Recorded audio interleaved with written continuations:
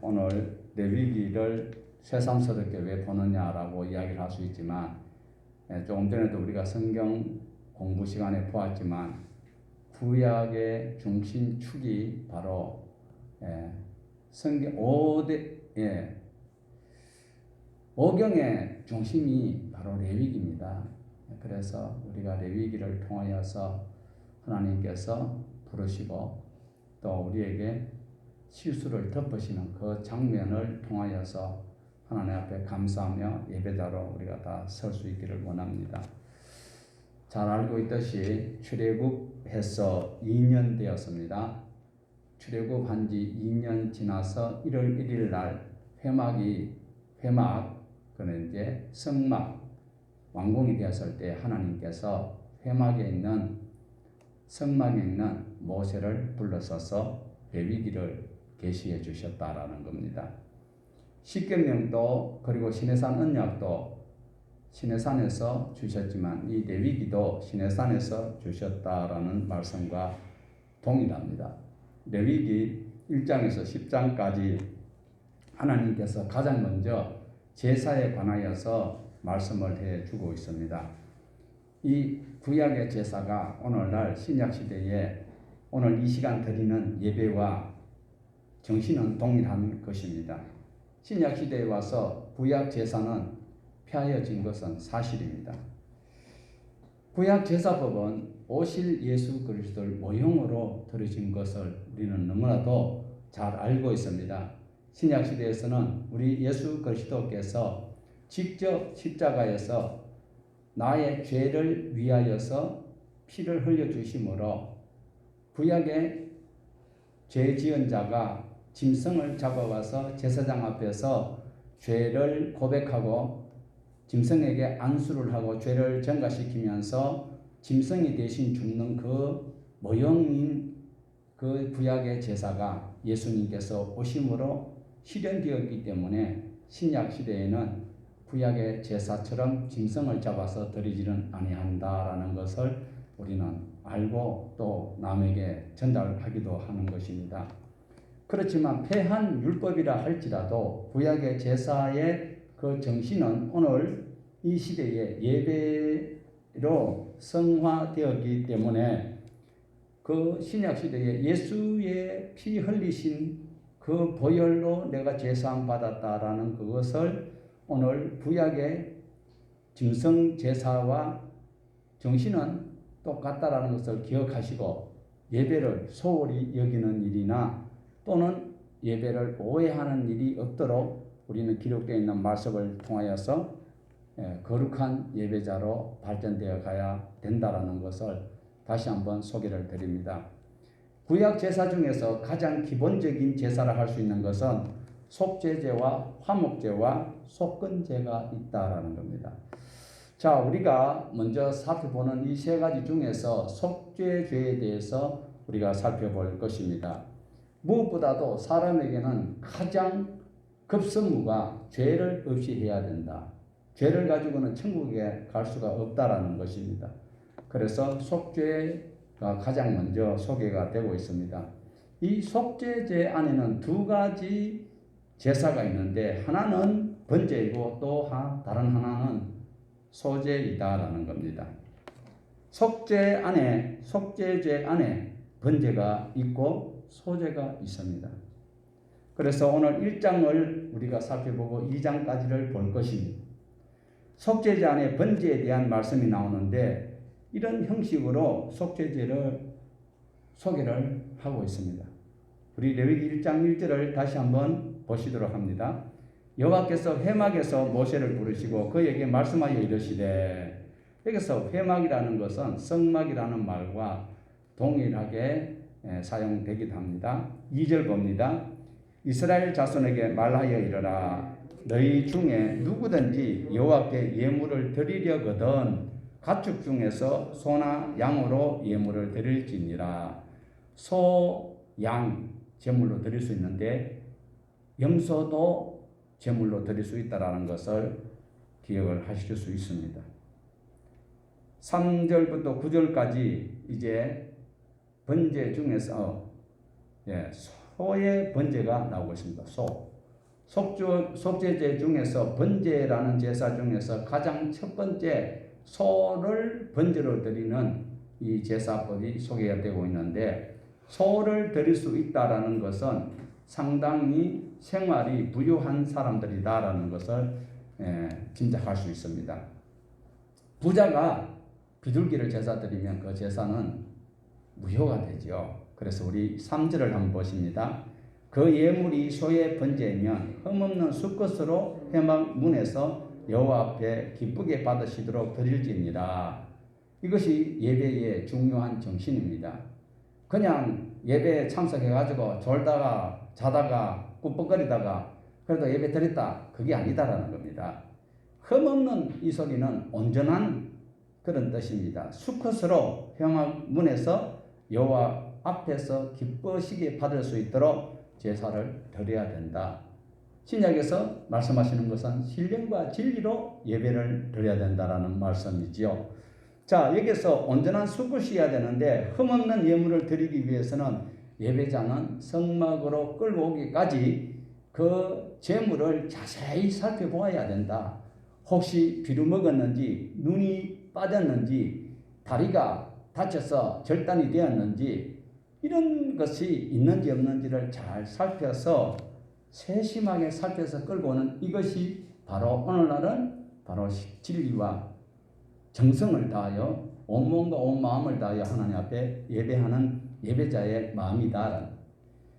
마음은 딴 곳에가 있으면서도 이곳에서 예수 그리스도 이름으로 제사 받았다고 기쁘다 그러고 할렐루야 하고 다윗의 자손으로 오시는 그리스도여 아무리 불러도 이게 예배 정신에서는 위배된다라는 것을 기억을 하셔야 돼요. 자, 이렇게 회막에서 부르시고 레위기의 제사에 관한 규례를 주셨는데, 이때의 규례를 받았던 사람들이 누굽니까? 하나님의 선민.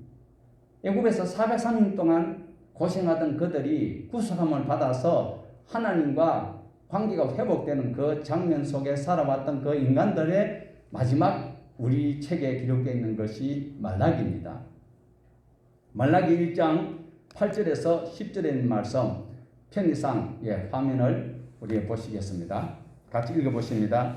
만군의 여호와가 이르노라. 너희가 눈먼 희생 제물을 바치는 것이 어찌 악하지 아니하며 저는 것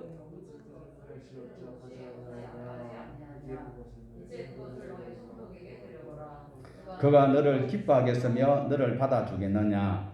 만군의 여호와가 이르노라. 너희는 나 하나님께 은혜를 구하면서 우리를 불쌍히 여기소서 하여 보라. 너희가 이같이 행하였으니 내가 너희 중 하나인들 받겠느냐. 만군의 여호와가 이르노라. 너희가 내 제단 위에 헛되이 불사르지 못하게 하기 위하여 너희 중에 성전 문을 닫을 자가 있었으면 좋겠도다. 내가 너희를 기뻐하지 아니하며 너희가 손으로 드리는 것을 받지도 아니하리라. 굉장히 무서운 말씀입니다. 오늘날 교회가 많으면 많다고 이야기하고 있지만 교회가 교회답지 못했을 때는 하나님께서 바로 10절에서 말씀하는 말라기 1장 10절에서 말씀하는 것처럼 누가 교회 문 좀 닫았으면 좋겠다. 지금 예수 믿는 사람들이 코로나 자꾸 발병하니까 교회에 문 닫았으면 좋겠다고 하는 거와 똑같다라는 것을 우리에게 경고를 하고 있습니다.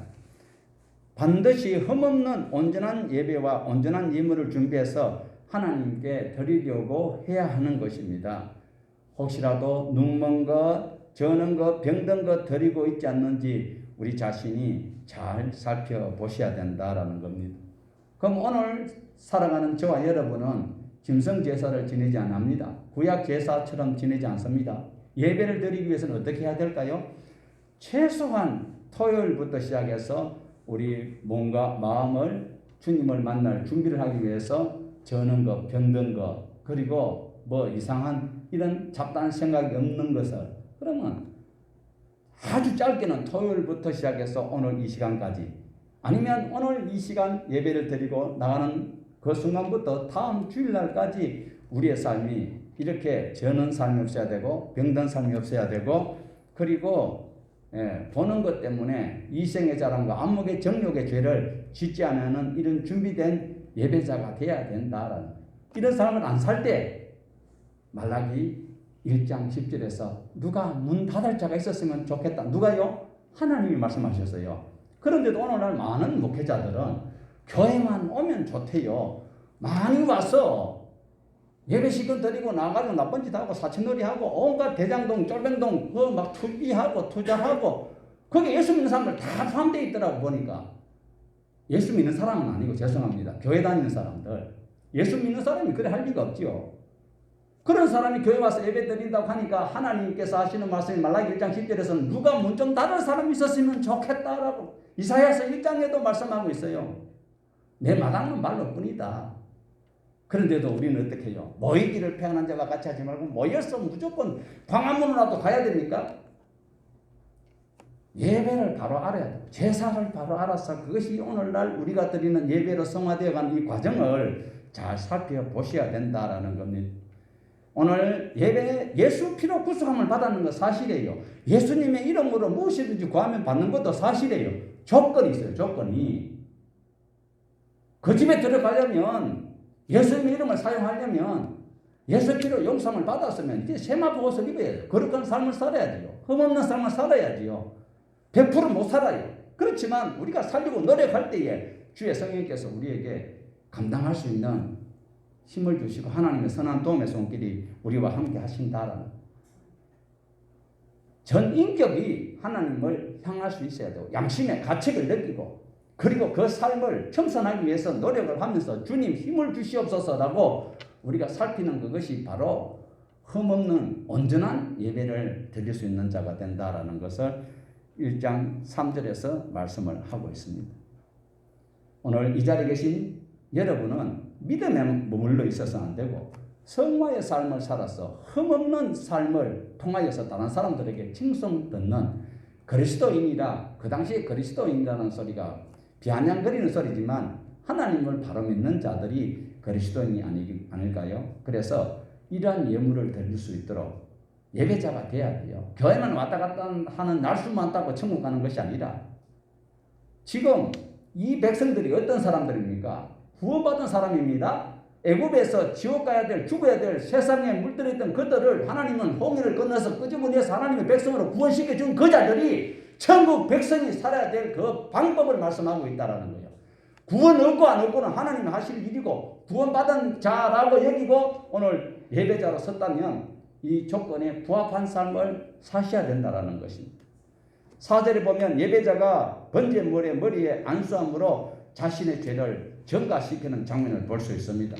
속죄제 제사를 드리는 예배자가 회개하는 자가 우리가 기도할 때 회개를 하잖아요. 하나님 감사합니다 하고 그 다음 내가 회개한다 그러고 이런 5가지 기도 손가락을 가지고 그렇게 우리가 어릴 때부터 배워왔지만 정말 속죄를 받아야 될 예배자가 어떻게 해야 되느냐? 그 짐승의 머리에 직접 그 헌제자가 제사를 지내야 될 당사자가 손을 얹고 기도하는 장면이 바로 나오고 있는데 우리 4절을 보시겠습니다. 그는 번제물의 머리에 안수할지니 그를 위하여 기쁘게 받으심이 되어 그를 위하여 속죄가 될 것이라. 자 5절 상반절만 봅니다. 그는 여호와 앞에서 그 수송아지를 잡을 것이요. 누가 잡아요? 제사장이 잡습니까? 헌제자가 잡습니까? 헌제자는 제사를 드리는 자, 죄 지은 자가 짐승을 끌고 온 자가 직접 잡는다라는 거예요. 헌제자가 직접 송아지를 잡습니다. 그런데 오늘날 교회에 오면은요, 설교자가 전부 다 풀어가지고 그 성도들 입에 다 떠넣어요. 먹여주고 있어요. 그러니까 교회가 교회답지 못해요. 성장이 없어. 조금만 바람 불어도 다 시험 들고 다 자빠져 버리고.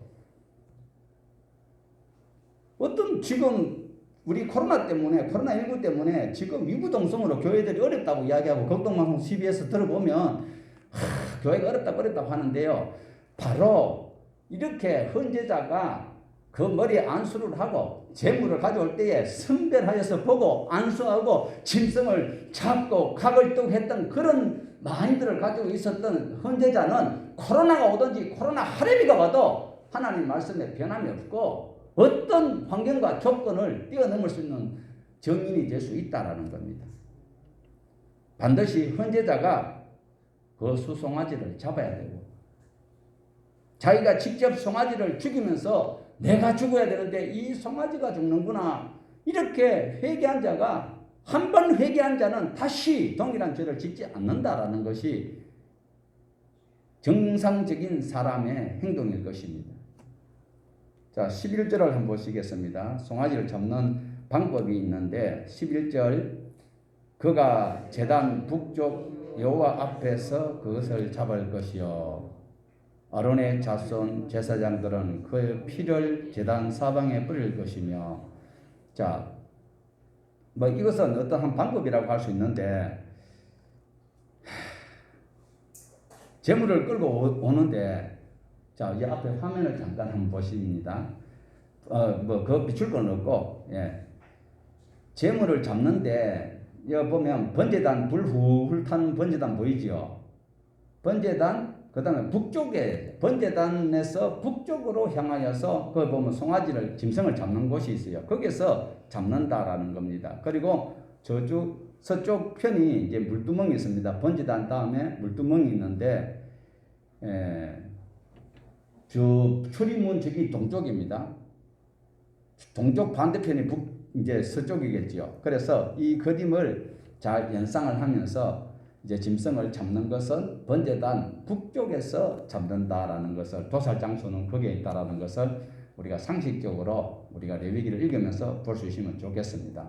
그런데 죄를 지은 본인이 직접 끌고 온 그 짐승을 잡는 장소가 동서남북 어느 쪽이다? 번제단 방향에서 북쪽이다라는 거예요.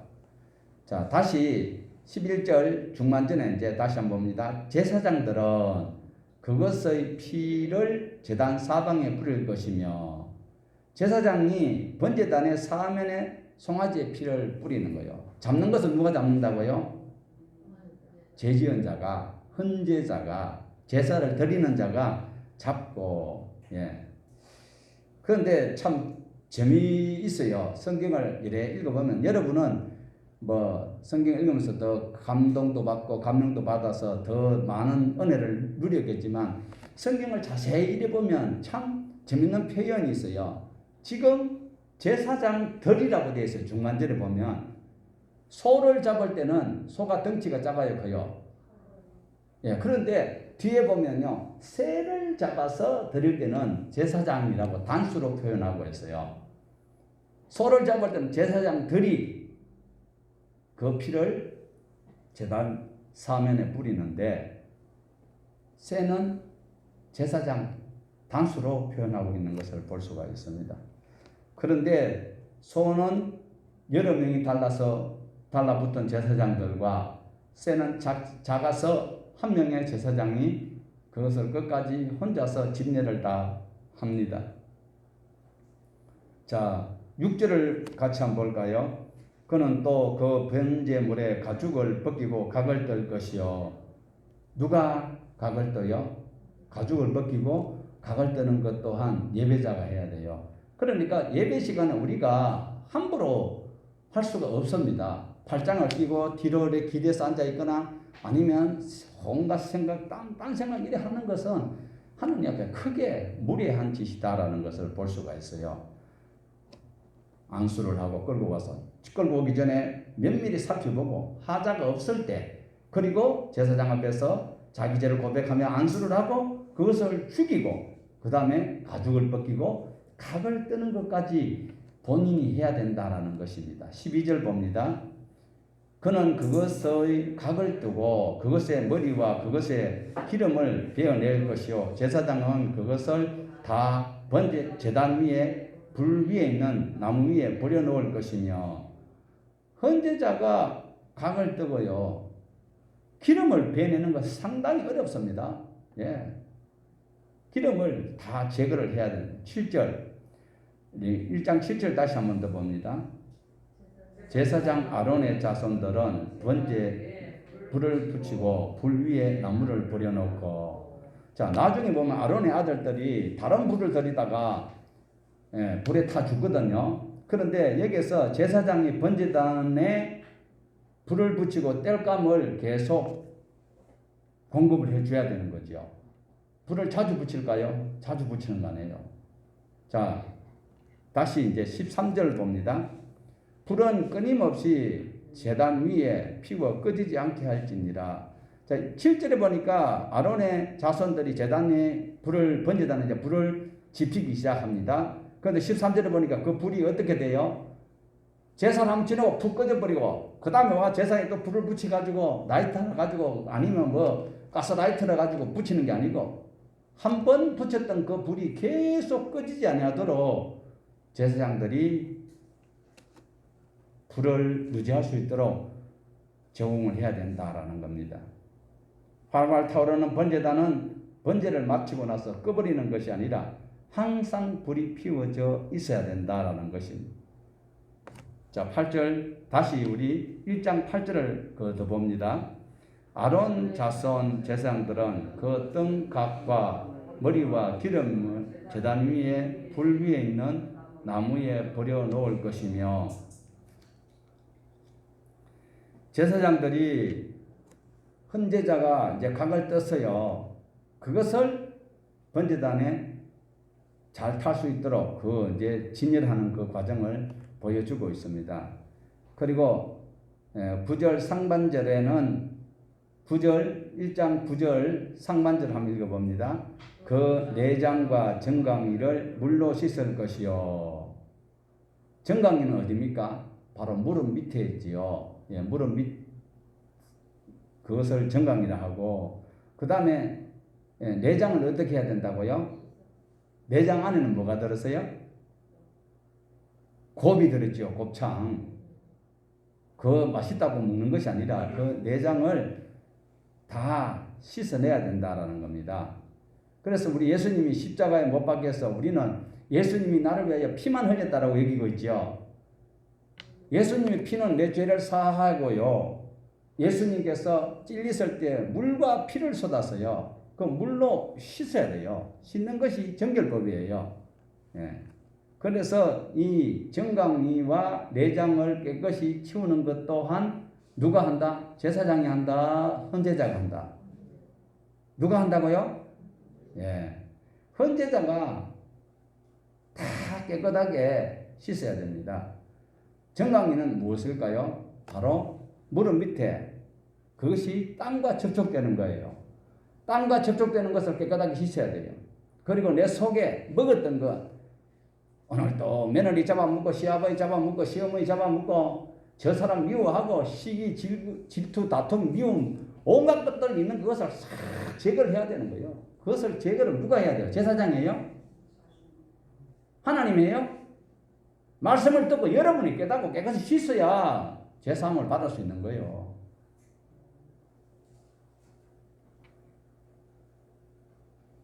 다시 중간절을 읽어봅니다. 제사장은 그 전부를 제단 위에서 불살라 번제를 드릴지니 이는 화제라 여호와께 향기로운 냄새니라. 자, 제사장이 하는 일이 구분되어 있지요. 목사가 여기서 설교하는 부분이 따로 있고 여러분이 앉아서 드려야 될 부분이 따로 있다. 믿습니까? 짐승을 잡아오면 짐승의 피를 제단에 뿌리는 것은 제사장이 하는 겁니다. 그 번제단에 짐승을 태우는 것은 제사장이 하고 그 위의 준비는 모두 누가 한다? 김대진 안수이사님하고 이마선 목사님 해야 되고 우리 용안 장로가 해야 되고 당신도 해야 된다라는 거예요. 영호사님 안 해도 될 것 같아요? 해야 돼요. 모든 준비는 예배자가 해야 된다라는 겁니다. 모든 것을 다 해주는 교회가 좋은 교회가 아니고 모든 것을 다 하는 그 예배는 헛것이 될 수 있어요. 제사장이 할 부분이 있고 헌제자가 드려야 될 부분이 있는데 제사장이 다 하는 교회 다 좋은 교회 우리 교회 좋은 교회가 아니라는 거예요.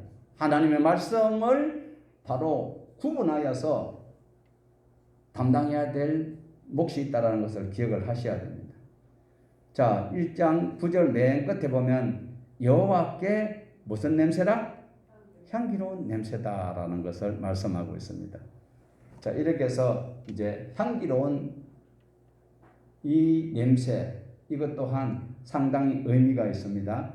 자, 이렇게 해서 이제 예배자는 항상 예배를 드릴 때 우리 예배가 하나님께서 향기롭게 받으시는 예배인지 아니면 자, 제가 설명을 잠깐 놓쳤는데 하나님께서 우리 이제 헌제자가 짐승을 잡아서 번제단에 태웠을 때 그것을 그 태우는 냄새를 하나님께서 향기롭게 받으신다 그랬잖아요.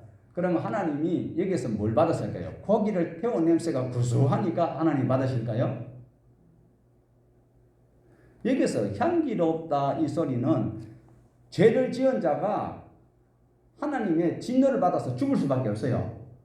그랬는데 제사를 지내는 그 사람의 정성이요, 처음부터 아브라함이 이삭을 데리고 가기 3일 전부터 그 준비하는 여호와 일에 그 준비하는 그 과정을 하나님께서 다 보시고 나중에는 이삭을 죽이지 않아도 되는 것처럼 죄를 지은 자가 죄의 그 번제단에 다 죽어야 되는데 그 죽이는 그 재물을 가져오는 그 과정을 하나님이 다 보시는데 향기로운 냄새라는 것은 바로 니오마흐라 하는 거, 이 말씀이 바로 니호아흐라는 단어이거든요. 그것이 하나님의 진노를 누구뜨릴 수 있을 정도로 하나님께서 저 죽여야 될 놈인데 그래도 정성을 들여서 저렇게 짐승을 잡아 선별하고 대신 자기가 뉘우치고 저리 하는 것을 봤을 때에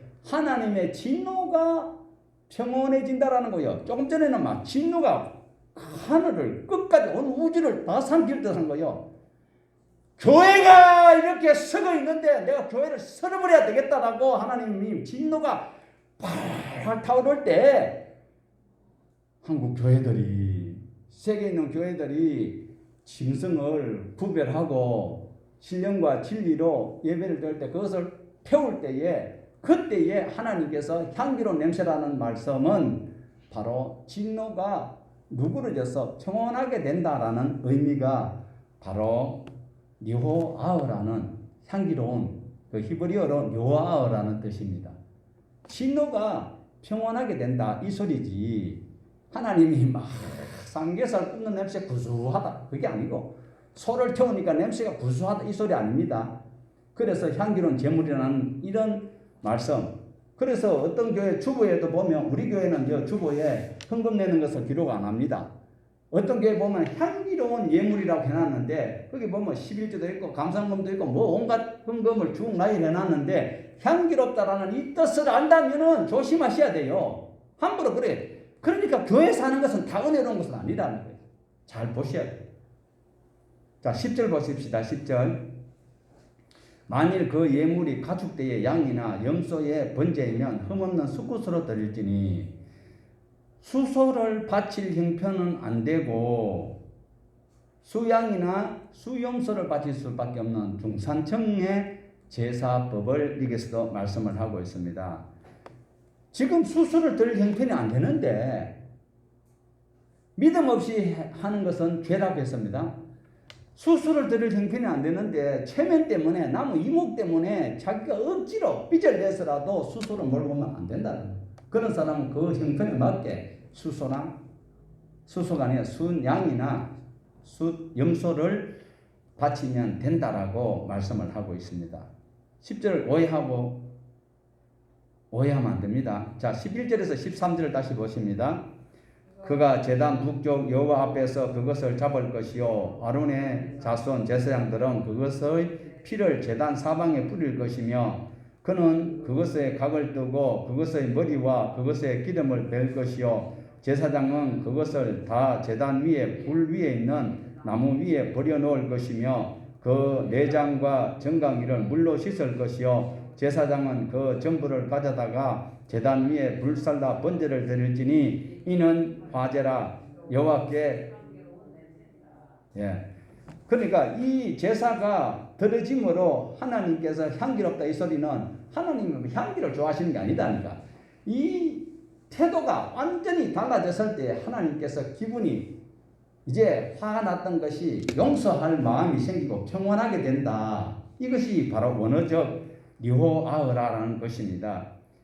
진정을 시키고요. 니호아흐의 뜻이 진정시키다, 기쁘게 하다, 평온하게 한다라는 뜻이 있어요. 하나님의 진노가 평온하게 되었다.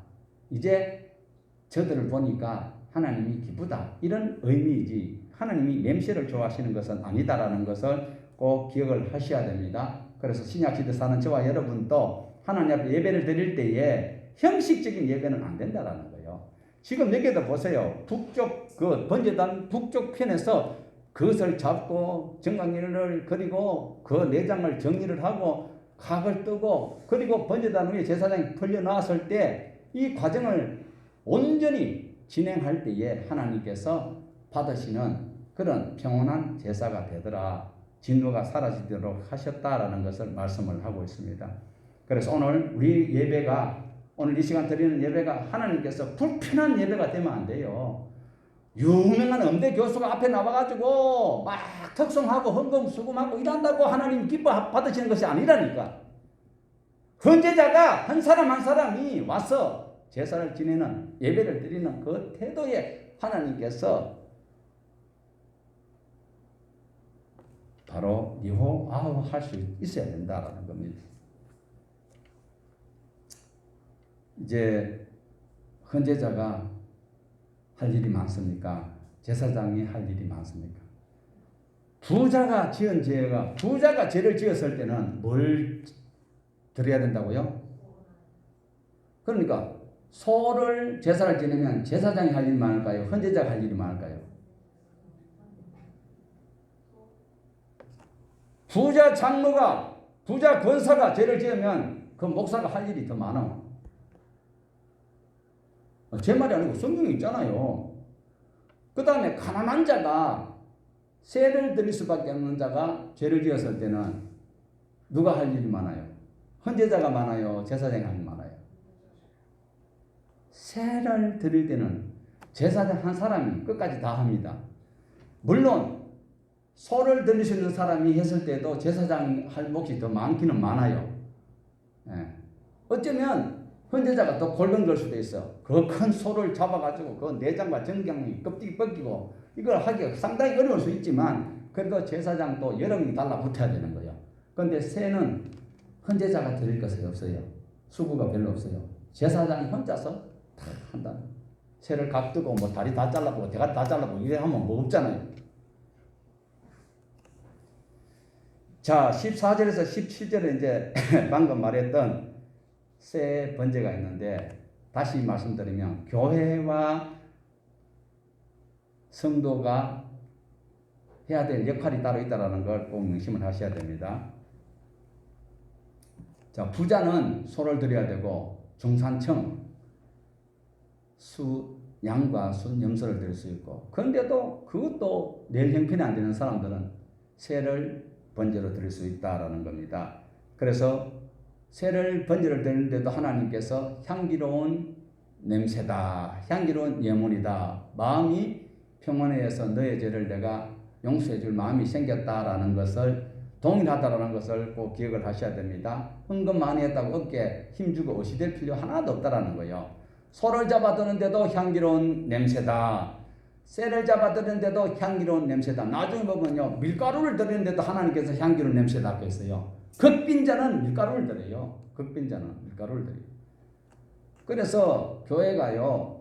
소만 드리는 성도가 많아도 좋은 교회고 염소나 양을 드릴 수 있는 중산층 좋지요. 쇠를 드릴 수 있는데도 좋아요. 그렇지만 실제로 소나 염소를 드릴 수 있는 사람들은 교회 오면 자유로워요. 쇠를 드릴 수 있는 사람, 밀가루를 드릴 수 있는 사람들은 교회 오면 불편해요.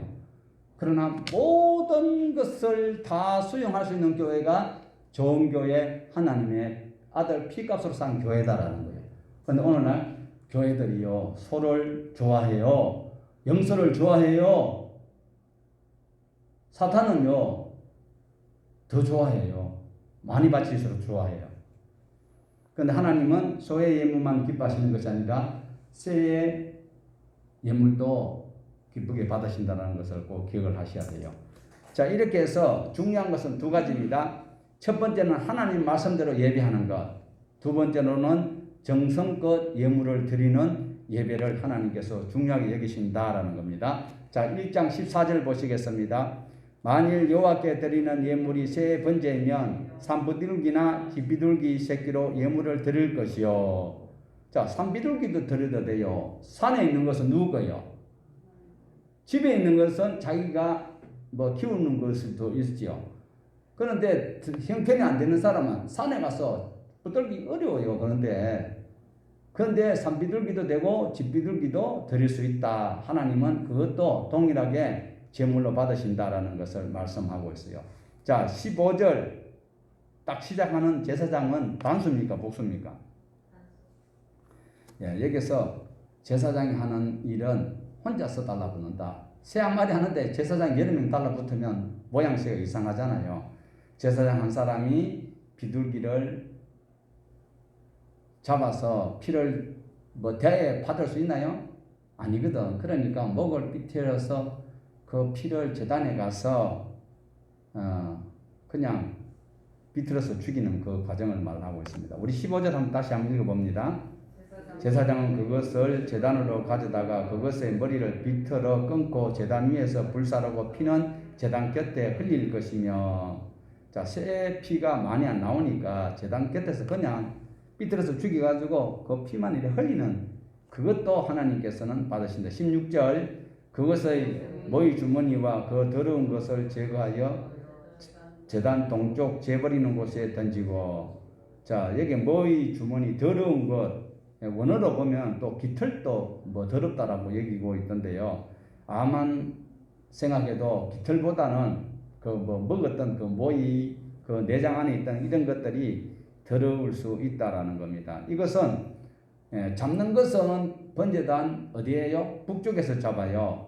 그런데 이 오염되고 더러운 것을 찌꺼기 이런 것은 버리는 곳이 따로 있어요. 자, 여기 연세가 제일 많으신 어른한테 한번 물어봅시다. 옛날에 시골에 가면 마을이 있으면 특정한 날 청소 같은 거 이런 거 마을에서 청소하고 이러면 그것을 마을 멀리 떨어진 한 곳에 거기 가다 다 버리는 그런 것이 있지요. 마을마다 그런 것이 다 있더라고요. 그런데 여기서도 번제단이 있으면 나와가지고 동쪽에 저 가면 동쪽에 네 지파씩 진영이 다 부러져 있어요. 그 더 멀리 가서 한 곳에 동쪽에 버리는 곳이 있다라는 것을 우리는 상식적으로 이해가 될 수 있을 것입니다. 17절 봅니다. 또 그 날개 자리에서 그 몸을 찢되 아주 찢지 말고 제사장이 그것을 제단 위에 불 위에 있는 나무 위에서 불살라 번제를 드릴지니 이는 화제라. 여호와께서 여호아흐라. 소를 드려도 염소를 드려도 양을 드려도 새를 드려도 하나님께서는 어차피 동일하게 여호아흐라. 내가 너 정성을 네가 회개하는 것을 보니까 내가 평온해졌다라고 말씀을 하고 있습니다. 자, 17절에도 역시 제사장은 단수이지요. 작은 화제인데도 하나님께서는 동일하게 향기로운 냄새다. 죄를 용서해 주실, 기쁘게 용서를 해 주시는 그런 모습을 보여주고 있습니다. 자, 그래서 여기서 다시 눈여겨볼 수 있는 것은 소나 양이나 염소의 번제는 제사장보다는 헌제자가 준비해야 될 것이 훨씬 더 많습니다. 그러니까 가난한 사람이 다 착하진 않아요. 가난한 사람들이 죄를 지어서 이렇게 제사장 앞에 나왔을 때는 헌제자보다는 제사장이 할 일이 많았고, 소나 양이나 염소를 드릴 수 있는 사람들이 해야 될 일이 제사장보다는 헌제자가 더 많다라는 사실을 꼭 기억을 하셔야 됩니다. 새를 드리는 번제는요, 처음부터 나중까지 다 제사장이 다 해 드리는 것을 볼 수가 있습니다. 자, 이제 두 번째, 이제 2장으로 넘어가서 소제에 대해서 이제 살펴보도록 합니다. 분명하게 제사를 지낼 때는 흠없는 그런 수송아지를 바치던 그 형식에 갖추어서 이 소제는 밀가루를 말하는데요, 고운 가루를 말합니다. 그래서 거친 것을 바치면 안 되고 고운 가루. 자, 다시 또 돌발 퀴즈. 만약에 밀을 이렇게 가는데 고운 가루가 되려면 정성이 많이 들어가야 돼요. 대강 해도 돼요. 예원사님 이런 거 안 해봐가 모를 것 같은데 거칠게 되는 것은 정성이 많이 들어가요. 적게 들어가도 돼요. 막 거친 거 있잖아요. 그래서 소를 선별할 때도 저는 거, 묵은 거, 병든 거 이런 거 안 된다. 동일한 정성이 들어가 있어야 돼요. 극빈자가 이제 밀가루를 드리거든요. 극빈자가 드리는데 거친 가루가 아니고 고운 가루를 하려면 몇 곱절 더 정성이 들어가잖아요. 그러니까 예배자가 하나님 앞에 나와서 제사를 지낼 때, 예배를 드릴 때는 정말 온몸 온정, 너는 마음을 다하고 뜻을 다하고 힘을 다하여 내 하나님 여호와를 어떻게 하라? 자, 이래서 고운 밀가루를 드리는 소재가 이제 1절에서 3절까지 소개가 되고 있습니다. 그런데 고운 가루를 그대로 드리는 것이 아닙니다. 조리를 그대로 드리는 것이냐 조리를 해서 드리느냐 이 갈라지는데요. 1절에서 3절 그리고 4절에서 10절 두 단락으로 나누어지는데 고운 가루를 그대로 드리는 것이 있고 조리를 해서 드리는 방법이 있습니다. 자, 1절 2절 같이 보십니다. 누구든지 소재 예물을 여호와께 드리려거든 고운 가루로 예물을 삼아 그 위에 기름을 붓고 또 그 위에 유향을 놓아 아론의 자손 제사장들에게로 가져갈 것이요 제사장 그 고운 가루 한 움과 기름과 그 모든 유향을 가져다가 기념물로 제단 위에서 불사를 지니 이런 화제라 여호와께 향기로운 냄새니라. 소를 들었을 때도 양을 들었을 때도 새를 들었을 때도 고운 가루를 들었을 때도 향기로운 냄새다라고 하나님께서 받으신다라는 겁니다. 여기서 한 움큼이라는 것은 이렇게 잡는 것을 말하는 것이 아니고 이렇게 해서 손바닥에 펴놓을 수 있을 정도의 그것을 한 움큼이라고 합니다. 자, 그러면 극빈자도 속죄제의 죄를 사함받을 수 있다라는 것을 우리에게 소개를 하고 있습니다. 비둘기 드릴 형편도 안 될 정도로 비둘기 드릴 형편도 안 되는데도 죄를 지었을 때 죄를 용서를 동일하게 받을 수 있는 방법이 바로 고운 가루를 하나님 앞에 정성껏 드리면 하나님께서 향기로운 제물로 받으신다라는 것을 말씀하고 있습니다. 그러니까 교회는 부자만 오는 것이 아니라 어떤 누구라도 다 올 수 있어야 돼요. 어떤 누구나 다 하나님 앞에 예배자로 왔을 때 교회에서 받아주는 그 교회가 좋은 교회, 우리 교회, 동안교회가 될 것입니다. 우리 교회는 신천지를 제외하고 신천지도 회개할 수 있으면 받으면 돼요. 뭐 신문만 갖다 놓고 가지 말고 저거 와서 좀 같이 헌제자가 되면 좋을 것인데. 자, 2장 3절 보십시다. 남은 것은 아론과 그 자손에게 돌릴지니 이는 여호와의 화제물 중에 지극히 거룩한 것이라. 자, 여기 보면 이제 지금은 우리 교회에서는 아예 안 하고 있지만 도시교회는 일 안 하지요. 그런데 여기서 뭘 볼 수 있냐면 그 소조물에 남은 것은 아론과 그 자손에게 돌릴지니 이 소리는 그 성미 교회 성미하자요. 성미가 이제 여기에서 이제 발발했다고도 볼 수 있습니다. 옛날 어르신들이 이렇게 정성껏 도정을 하고 거기서 이제 얼마를 떼어서 교회에 갖다 바치면 이것이 이제 교회 교육자들이나 그리고 이제 부재에 사용되기도 하는. 근데 오늘날은 이게 이제 어떤 의미는 없는 겁니다. 근데 교회에서 하는 좋은 풍습 중에 하나인 것은 틀림이 없습니다. 그 다음에 이제 4절에서 10절은 조리를 해서 드리는 소재인데요. 그대로 드리는 것이 아니라 여기도 보면 세 가지가 있어요. 간단합니다. 세 가지인데 첫 번째로는 4절이거든요. 화덕으로 굽는 방법입니다. 우리가 생각하는 화덕 뭡니까? 프라이팬하고 비슷할 것 같아요. 아닌가? 자, 우리 4절 한번 보십시다. 4절. 네가 화덕에 구운 것으로 소재의 예물을 드리려거든 고운 가루에 기름을 섞어 만든 무교병이나 기름을 바른 무교전병을 드릴 것이요 무교병 병, 무교, 전병, 이건 누룩이 안 들어간 것을 말합니다. 두 번째 5절에서 6절 나오는 것이 이제 철판에 붙이는 것, 이게 이제 후라이팬이구나. 그 다음에 세 번째로는 7절에 나오는데 냄비에 삶는 방법이 나오고 있습니다.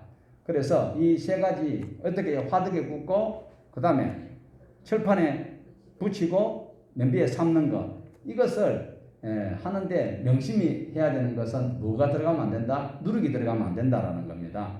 자, 조리에는 반드시 감람유, 올리브유가 들어가야 되고 반드시 빼야 되는 것은 뭐를 빼야 된다? 누룩을 빼야 된다. 자, 2절에서 7절 같이 보십니다. 네가 화덕에 구운 것으로 소재 예물을 드리려거든 고운 가루에 기름을 섞어 만든 무교병이나 기름을 바른 무교전병을 드릴 것이요 철판에 붙인 것으로 소재의 예물을 드리려거든 고운 가루에 누룩을 넣지 말고 기름을 섞어 조각으로 나누고 그 위에 기름을 부을지니 이는 소재니라. 네가 냄비의 것으로 소재를 드리려거든 고운 가루와 기름을 섞어 만들지니라. 자, 세 가지 방법으로 만든 것을 이제 8절에서 10절입니다. 같이 봅니다. 너는 이것들로 만든 소재물을 여호와께로 가져다가 제사장에 줄 것이요 제사장은 그것을 제단으로 가져가서 그 소재물 중에서 기념할 것을 가져다가 제단 위에서 불사를 지니 이는 화제라 여호와께 향기로운 냄새니라. 소재물에 남은 것은 아론과 그의 아들들에게 돌릴지니 이는 여호와의 화제물 중에 지극히 거룩한 것이니라. 9절 끝에도 이 세 가지 방법으로 드리는 것을 하나님이 향기로운 뭐로? 냄새로 받으신다. 하나님이 죄를 용서할 수 있을 정도의 마음이 편안하게 되셨다라는 것을 말씀을 하고 있습니다. 그 다음에 소재물로 드리고 남은 것은 누가 먹는다고요? 제사장들이 사용하게 된다.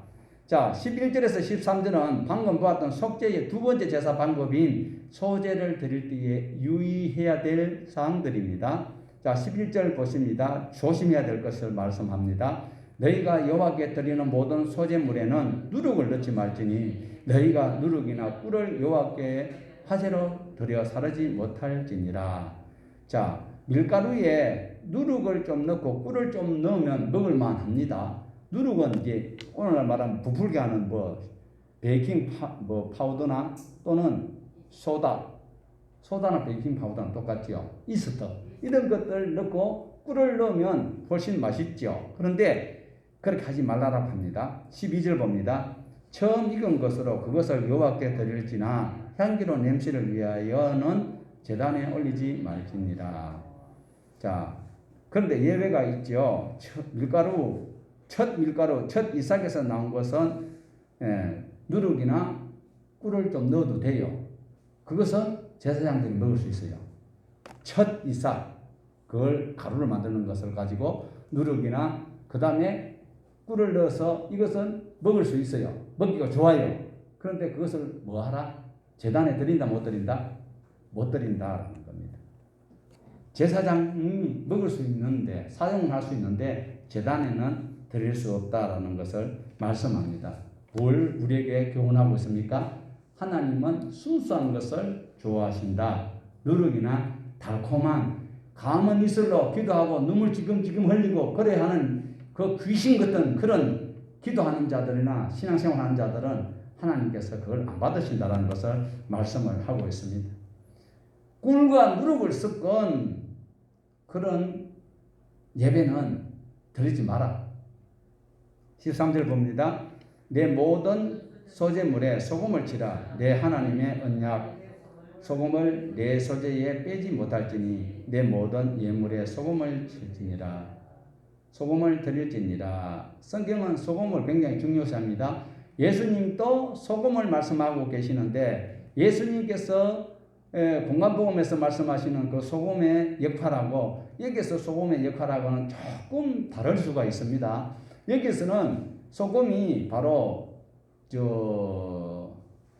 위생에 도움을 줄 수 있습니다. 방부제 역할을 할 수 있기 때문에 그리고 맛을 낼 수도 있거든요. 그런데 예수님께서 말씀하시는 것은 방부제 역할은 직접적인 말씀하신 것이 아니고 그 의미를 보면 맛을 내는 그리스도인들의 맛다운 맛을 내는 것을 예수님께서 말씀하셨고 여기에서 소금을 분명히 가루에 넣어야 되는 것은 그 위생상 부패되는 것이나 또 맛을 내기 위해서 할 수 있다라는 것을 말씀을 하고 있습니다. 그래서 반드시 소금을 쳐야 된다. 그 다음에 14절에서 16절 보면 밀가루 소재를 말씀하시는데 그 첫 밀가루 소재 한번 읽어보면 다 아는데 한번 읽어보십시다. 14절에서 16절 너는 첫 이삭의 소재를 여호와께 드리려거든 첫 이삭을 볶아 찌은 것으로 내 소재를 삼되 그 위에 기름을 붓고 그 위에 유향을 더할지니 이는 소재니라. 제사장은 찌은 곡식과 기름을 모든 유향과 함께 기념물로 살을지니 이는 여호와께 드리는 화제니라. 자, 이렇게 해서 속죄제에 포함되어 있는 번제와 소제를 우리는 1장, 2장을 살펴보았습니다. 그러면 다음 주에는 몇 장 할 것 같아요? 다음 주에 몇 장 할 것 같아요? 3장은 화목제이기 때문에 안 돼요. 일단 재용서함 받고 난 다음에 화목을 해야 돼요. 4장에서 5장 13절까지가 또 속죄제가 나오기 때문에 다음 주일에도 또 속죄에 관한 것 4장부터 하도록 하겠습니다. 오늘은 여기까지 우리 제사에 대해서 번제와 소제를 살펴보았습니다. 잘 하나님이 받으시는 향기로운 제사를 지내는 우리 모두가 되기를 축복합니다.